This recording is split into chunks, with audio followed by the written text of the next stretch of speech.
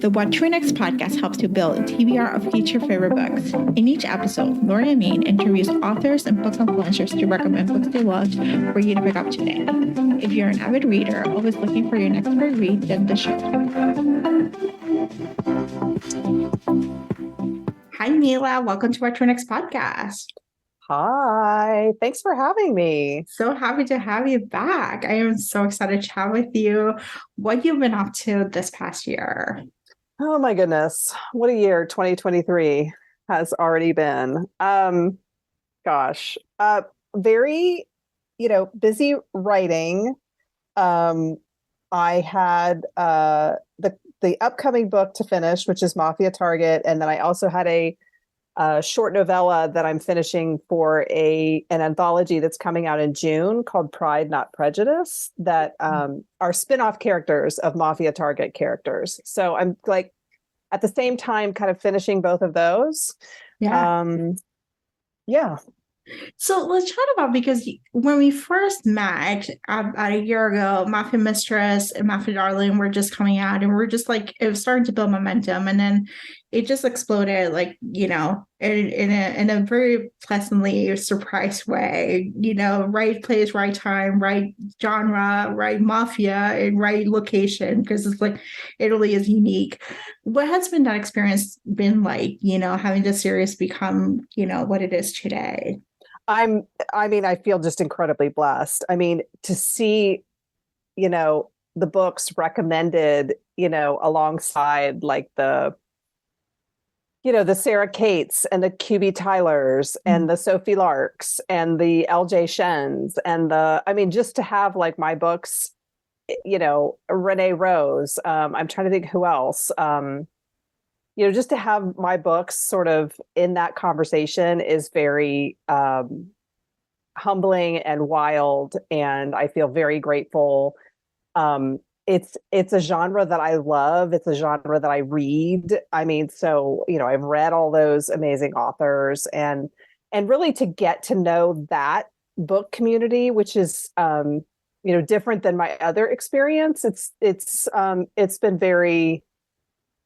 been amazing. It's been really amazing. It's also been a lot of work because I didn't expect it to be so popular, and it's a nice problem to have. I'm not complaining at all, but I sort of wrote Mafia Mistress as a lark between other projects with the other pen name, and so now it's like the Finelli side has really become a priority, where in the past maybe I assumed that it would not be. I assumed that it would kind of be just a little fun little secret thing. It's become not so secret, and it's become sort of a much bigger enterprise than I had imagined. But again, that's a wonderful problem to have, and I'm absolutely not complaining. And what has been your experience? Because it's like getting into this community is completely different. There's discrete covers, there's pre-art marketing, there's art requests, there's a whole different things. There's KDP, there's, you get to choose it all, and at the same time make decisions and just create its own business. It's not just writing. A lot of it has been a learning. Yeah, a lot of it's been a learning curve for me, and it's been very educational. It's from the publishing side of it, it's fascinating. The whole alternate cover phenomenon is just really eye-opening. And I feel like the marketing is different. The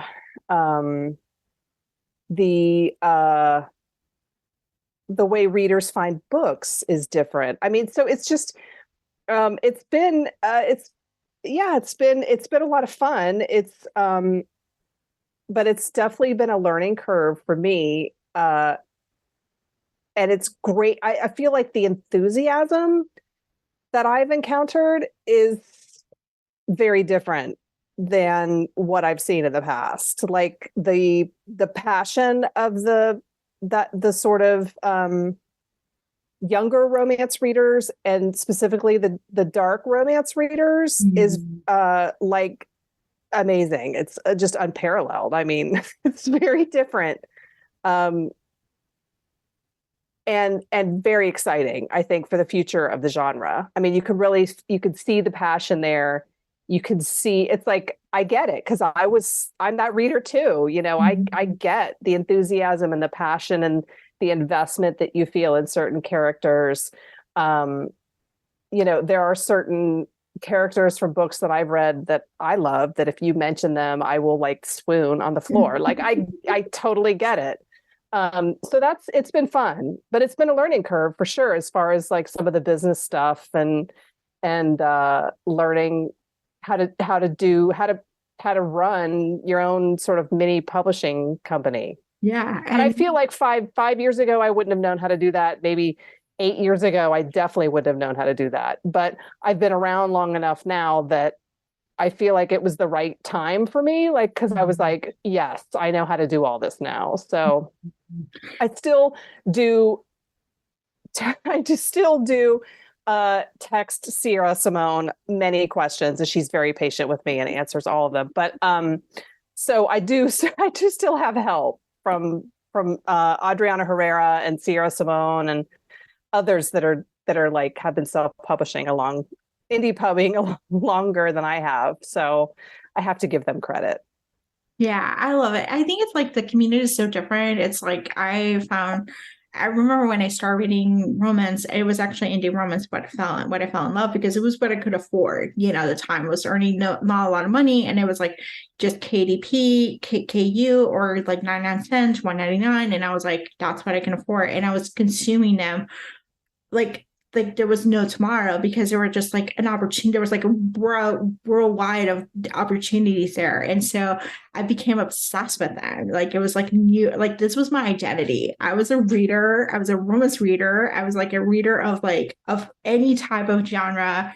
I just discovered books based on word of mouth, or based on like the algorithm, and like there's Facebook groups. Like it was like, and once you find an author, you find the group, and you go to their group, and then you meet other readers, and they'll talk about the book, and it's like, and they create edits, and tell you the whole identity of the the star sign, the stuff, and so it's kind of like, it's a really neat community. Like the best of it, yes, there's some dark sides, there's some downsides, but the overall, the community is like so like invested, For sure. Yeah. For sure, which is so great to see. Yeah, it's great.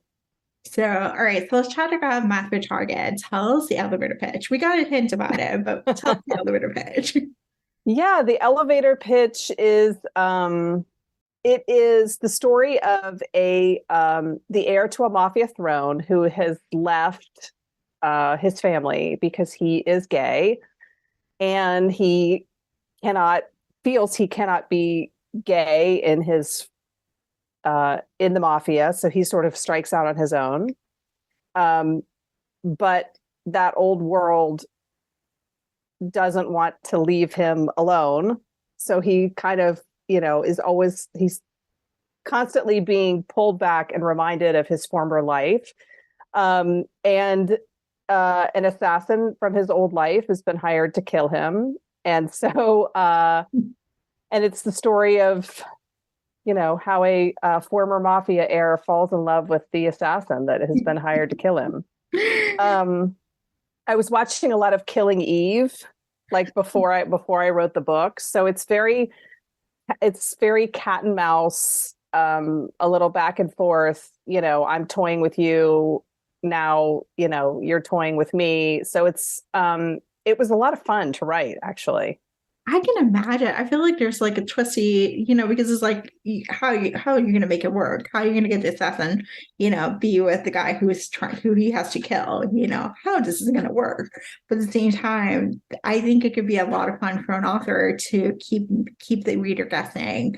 Is this a romance? Is it not a romance? Is this a thriller? What is happening here? Right. And one of the big hurdles for the book is that this is the assassin that tried to kill Fausto from Mafia Mistress, that takes the shot that almost kills Fausto. So a big hurdle is getting the readers to actually like this assassin, because I don't think they like when Fausto gets hurt. So I was gonna ask how Fausto's doing, but before that, you made us like Enzo, so I think we're good. I think we're safe to say, like, you're gonna make us like fall in love with Alessandro, you know. I think you will. I think you will. So how's Fausto doing? Let's talk about So, baby daddy. Fausto, baby daddy. There's a lot of Fausto in this book, which I think readers will be happy about, because obviously Giulio is his son, and so there's a lot of, Giulio's still reckoning with what does it mean to be this man's son. He wants to step out of his father's shadow. Will his father let him? What does it mean, to be this man's son? So yeah, there's a lot of Fausto in the book, which was fun to write. I do love Fausto. So, he's settling into fatherhood and still running his empire, and he's got more gray in his hair. And looking so good.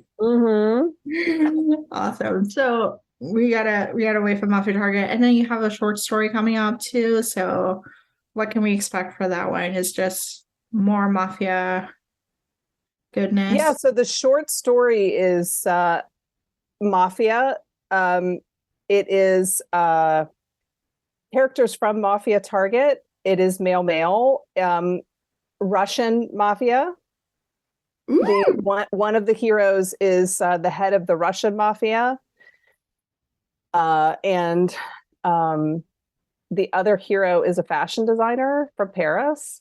So yeah, I'm still finalizing that one, but it's fun. It's sort of a wild ride. That sounds really good. So, oh my gosh, I can't wait. So let's chat some book recommendations. So what kind of books we recommend our listeners to pick up? Oh my goodness. Well, the book that I just finished a QB Tyler book. I love all of her stuff. And if, age gap, she's like the queen of age gap and taboo stuff. So I just finished What Was Meant to Be, which is age gap, second chance romance. It's the parents' best friend, she has an affair with her parents' best friend when she's 18, 19. Yeah. He goes away for a few years to go be a doctor somewhere and then comes back when he finds out that she's engaged to another guy. So it sort of has all the things I love, because I love a cheating romance, and there's a little bit of cheating in that. So I love it. And I love an age gap, obviously.